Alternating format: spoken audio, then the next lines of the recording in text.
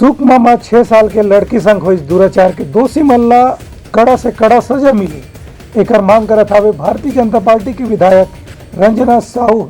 सुकमा में 6 साल के एक आदिवासी बच्ची के साथ में हुए सामूहिक दुष्कर्म के मामले में राजनीति तेज हो गई है। ये मामला में भाजपा विधायक रंजना साहू आज रायपुर में पत्रकार वार्ता में कही कि 22 जुलाई के घटना हो रही से एक बाद घटना के जानकारी लेबर भाजपा के जांच दल सुकमा जाके बच्ची और शिक्षिका से मुलाकात करे की कोशिश करिस। फिर स्थानीय प्रशासन डहर ले भाजपा के जांच दल दोनों से मुलाकात करे के मौका नहीं देगी से रंजना साहू के कहने से कि 6 साल की बच्ची के साथ में सामूहिक दुष्कर्म के मामला बहुत गंभीर है।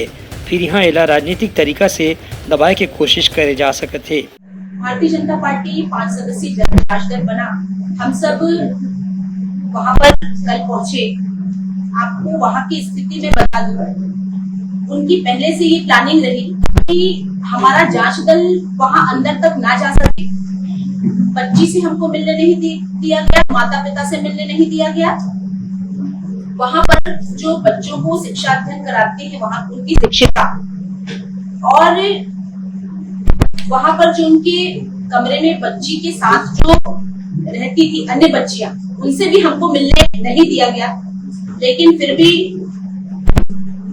हम उनसे वहाँ पर मिले। छत्तीसगढ़ भक्तारी को शर्मसार कर देने वाली ऐसी घटना यदि आप सुने तो पूरे रोंगटे खड़े हो जाते हैं। ऐसी घटना वहाँ पर हुई है, एक मासूम सी महज 6-7 साल की बच्ची।